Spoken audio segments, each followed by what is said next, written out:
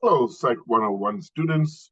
Welcome to Module 5, Chapter 8, Learning Objective 10.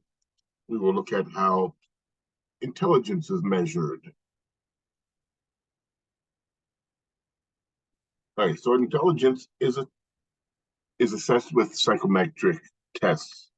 Alfred Binet's work in the early 1900s has formed the basis for the development of psychometric tests that accurately measure intelligence. All psychometric tests have some features in common, including this includes achievement tests, aptitude tests, and intelligence tests. They're all standardized tests. This means that they're administered consistently and scored objectively. Um, so, with a standardized psychometric test, everyone gets the same amount of time to do it, and the scoring is always the same.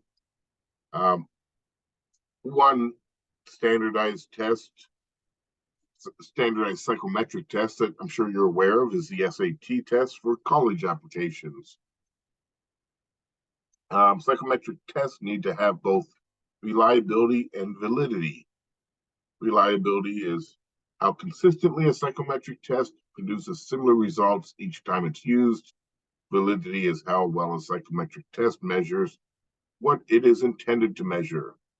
So reliability is about consistency, and validity is about accuracy. An achievement test is a psychometric test that is designed to test what knowledge and skills a person has learned. It is it's measuring crystallized intelligence. So, for an example, our module tests in this class are achievement tests. They're measuring what knowledge you have learned. An aptitude test is a psychometric test that is designed to test a person's ability to learn, that is, the person's future performance. It is more of a measure of fluid intelligence. All right, modern intelligence tests. Some of this is review from the last learning objective. Alfred Binet developed the original intelligence test in 1904, and then it was Lewis Terman who developed the Stanford Binet test in 1919 from the work of Binet. So Lewis Terman was the one that brought the test to Stanford University. He was a professor there, and Terman translated and updated Binet's original test. And as I mentioned in the last learning objective, Stanford University does all revisions on the Stanford Binet test. It is basically their test now, But of course, they gave Binet credit because they originally developed it from his first intelligence test. Okay, so came along David Wechsler. He developed the Wechsler Adult Intelligence Scale in 1939. This was the first test for use with adults. It measured two factors of intelligence. The verbal factor included things like reading comprehension, vocabulary, and general knowledge. The performance factor included nonverbal tasks, such as arranging pictures into a proper sequence, assembling parts to make a whole object, and identify the picture's missing features. So the performance part of IQ tests include nonverbal tasks. And here are some examples shown in this picture here. In this picture arrangement task, you have to arrange the pictures to tell a story. So obviously the kid would leave his home first, he would go up the hill, he would get onto the toboggan, and then he would slide down. In the object assembly task, you have to put pieces together to make something as quickly as you can. In fact, all these at least most of these nonverbal tasks are timed. So I mean, you try to do them as quickly as possible. So obviously, you can put these pieces together to make a horse. In the digit symbol substitution task, you use the code on top. Each of these shapes represents a number, and then you just have to fill in the numbers below. I mean, it's obviously very easy, but once again, it's timed.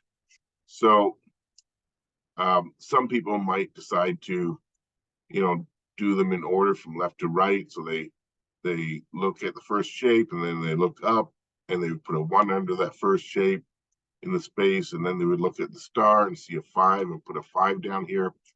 Somebody that, typically one of the things that more intelligent people would do is, instead of looking up and down 10 times as you fill in each of these spaces below, you would look at the number 1 shape, and then you would fill in ones underneath each of those pictures, and then you would look at the square for number 2 and fill in number 2 under the square, and then etc. This way, you're only looking up and down 5 times. So that's a quicker and more efficient way to do it, is to fill in all the numbers for one shape at a time. So this is the kind of thing that they're looking for and measuring. Yeah. And of course, the one of the purposes of these nonverbal tasks is to, eliminate the language factor somewhat. In case somebody's doing this an intelligence task that, maybe maybe English is their second language, and so their vocabulary may not be as good on the verbal parts of the test. So this gives people a chance to show their intelligence without relying on knowledge of the language that the test is written in. This is something else I talked about during the last learning objective. So recall that mental age is an assessment of a child's intellectual standing compared with that of same age peers. It's determined by comparing the child's test score with the average score for children of each chronological age. So the mental age is an assessment of what age the child's thinking is at. So as I mentioned in the last learning objective, if a 10-year-old is close to the average, around the average of most 11-year-olds, he would have a mental age of 11. The distribution of IQ scores in a large population form what's called a normal distribution, also known as a bell curve. Let's take a look at an example here. First of all, and this is also review from what I talked about last learning objective. If we look on the left there, we can see that IQ is determined by dividing a child's mental age by the child's chronological age and multiplying the result by 100. IQ for adults is based on a comparison to other adults' test scores without using chronological age as a factor. So as an example, just to give you, another example here, let's say that a child, based on the score on the intelligence test, it's determined that they have a mental age of 10 because the score matches, the average score for 10-year-olds. But let's say the child's actually only 8 years of age. So you would get 10 over 8 in this formula times 100, and that would give an IQ of 125, which would be a substantially good IQ.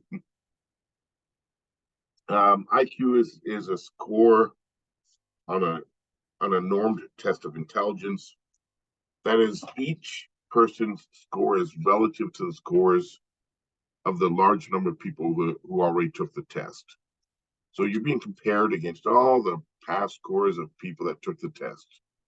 The average or mean score on an intelligence test is 100, as shown in this bell curve pictured here on the right.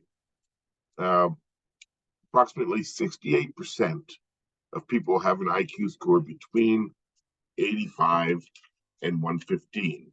So most people, you know, most people are gathered close, somewhat close to the mean within a population. And this is what you would expect. There'll be a lot of people of fairly similar intelligence, and then there would be some outliers that are much higher or much lower. So if we look over here on the right, a person's IQ must be in the top 2% of the distribution of IQ scores to be eligible for entry into Mensa, which is the Society for Highly Intelligent People. They would be considered intellectually gifted. If we go to the other end of the scale, if you have an IQ of below 70, you would most likely be considered intellectually disabled, meaning that you're, in the bottom 2% of the population.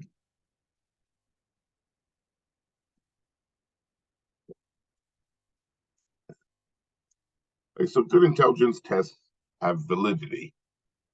That is, they measure what they intend to measure, intelligence.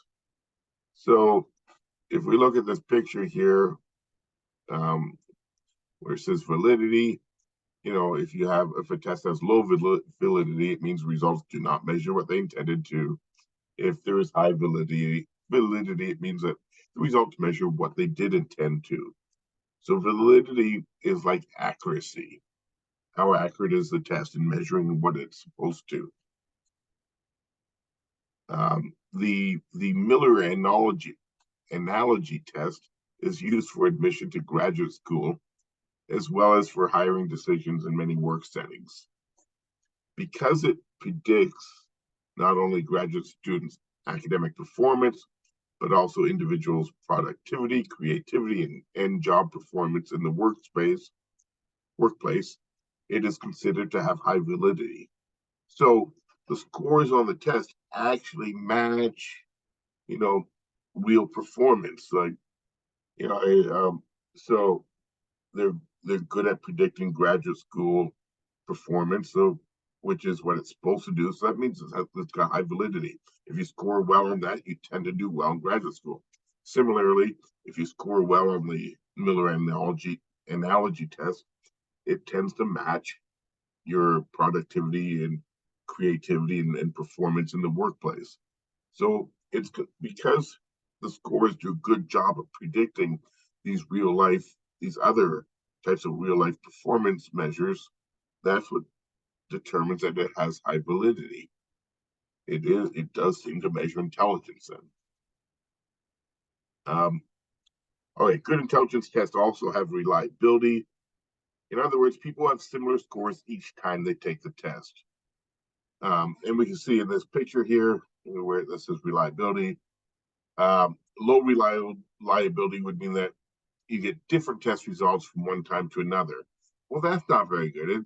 If there's a test that's supposed to manage your intelligence, you have people take it one time. Let's say a person scores 120, and then the next time, a half year later or a year later, they take the same test and score 90. I mean, we know IQ cannot shift 30 points between two tests. I mean, you should score similarly each time.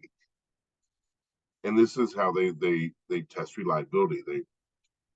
They do have large groups of people take the test on multiple occasions, spaced out enough that they can't remember the answers. So high reliability would be that they get similar results each time they take the test. So reliability is a measure of consistency. To be a good, reliable measuring device, it should be consistently giving you the same answers, the same measurements of people's intelligence. This is an analogy here. We're going to use the book uses an archery analogy to understand validity and reliability. So in this first picture, all the shots are hitting the target. That means it's a valid test because it's in archery, you're supposed to be trying to hit the target, and And that's like the same as a intelligence test. It's like you're supposed to be measuring intelligence, and if you actually are, it's valid. It's also this first diagram is also reliable because you see the arrows are all grouped together, meaning that you got similar performance each shot. It's just like getting similar results on each test. In this second example, it's not valid because the arrows aren't hitting the target. So that's like a not valid test, is it's not actually measuring what it's supposed to, but it is reliable. So a test can be reliable but not valid.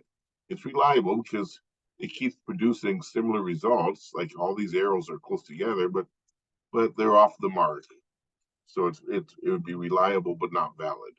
And in this last one, you can see that there's no reliability or validity.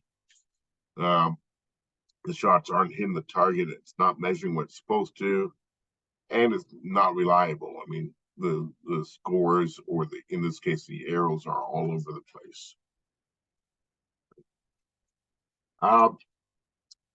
One important criticism of intelligence tests is that they penalize people who belong or do not belong to particular cultures or groups. This is known as cultural bias. For example, um, well, your book mentions an example.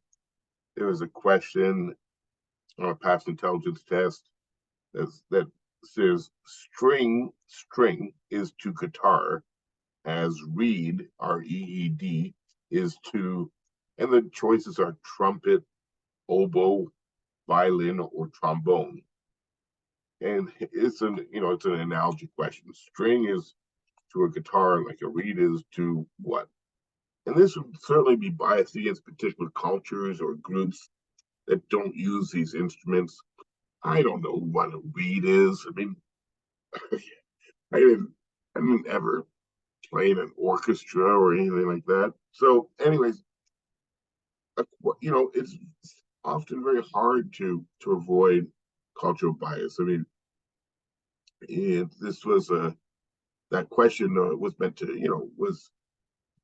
be a sign of intelligence, but knowing particular instruments from classical musical instruments is only going to apply to certain people, and it's certainly going to penalize certain cultures and also certain economic groups that go to schools that don't have orchestras and those types of instruments.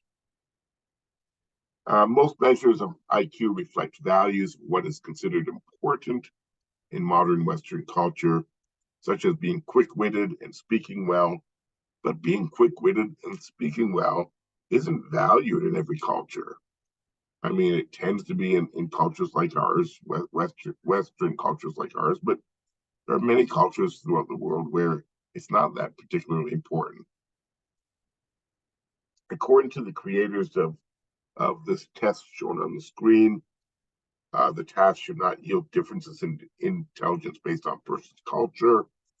This is the kind of task that they're trying to move towards, things that don't really depend on culture, and so you just have to determine which shape from this bottom selection fits into that question mark space. It would be the red triangle as they're pointing out here.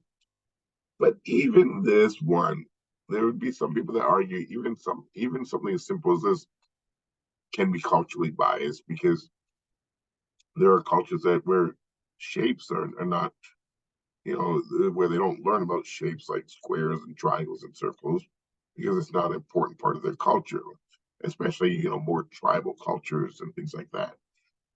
But these non-language types of tests are meant to at least make them to eliminate some of the cultural bias that's been in many intelligence tests. Intelligence may reflect efficiency or speed of mental processing. People who score lower on intelligence tests consistently respond more slowly on tests of reaction time than those who score higher on intelligence tests. Simple reaction time involves simply responding every time something occurs.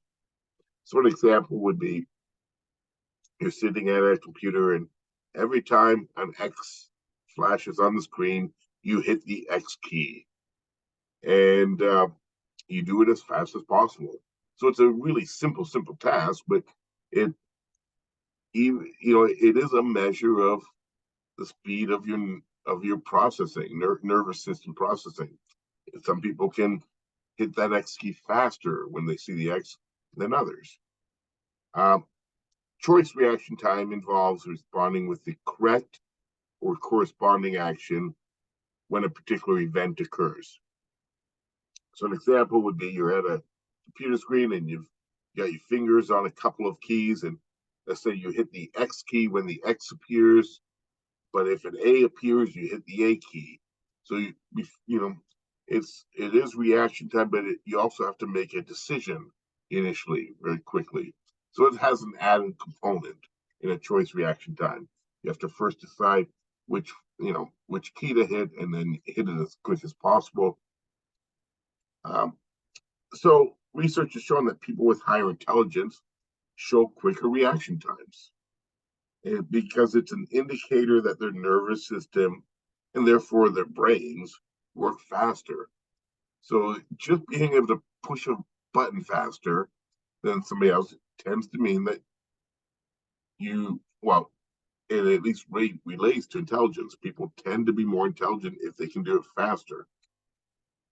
And it makes sense. Like, just think, to push that button, you have to send you have to first of all get the information from the screen through your eyes. It travels through pathways in your brain to your visual cortex, where you perceive what you're seeing on the screen, and then you have to send a message down to your finger, and to push a button, and then and so it is, it involves a number of pathways through your brain originally, and then through your nervous system down to your finger. And so this is actually a kind of test, just pushing a button quickly, that is often used to determine the speed of people's nervous system functioning, and it relates to intelligence.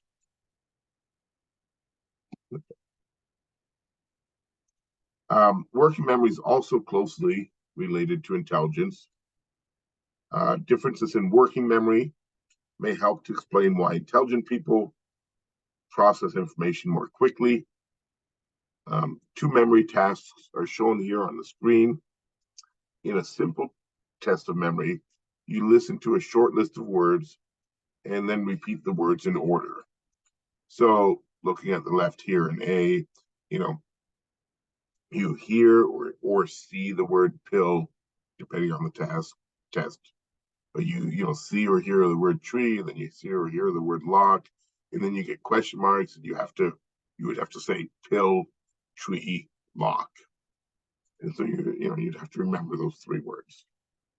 So that's it's a straightforward, simple test of memory. And you have to use your short-term working memory to do this task. You have to hold these words in your mind in order to get them correct. Memory tests that have two components show a stronger association between working memory and general intelligence. So, as in this second example shown on the screen, in this case, you have to first solve the math operations as the words are presented. And once again, at the end, you have to repeat the words in the order they're presented. So, on the screen comes is 4 times 3 minus 4 equals 8. You would have to answer yes correctly. And at the same time, there's a word pill that's associated with that. And you have to also remember that. So you're trying to keep pill in your mind. And then the second test comes up, you have to determine, if 3 times 2 plus 2 equals 6, you would have to say no correctly or hit the no key. And you also have to remember tree. And then you have a third math problem, is 1 times 5 minus 2 equals 3, and that would be yes. And you have to get that correct. And then you also have to remember the word lock. And so there's a secondary test that evolving your working memory. To solve these math problems, you're using your working memory. You're manipulating information, but at the same time, you have to hold the words pill, tree, and lock in your short-term memory. And these tests can certainly be more complex than just 3 words. And anyway, so they find that the second type of test is certainly related to intelligence.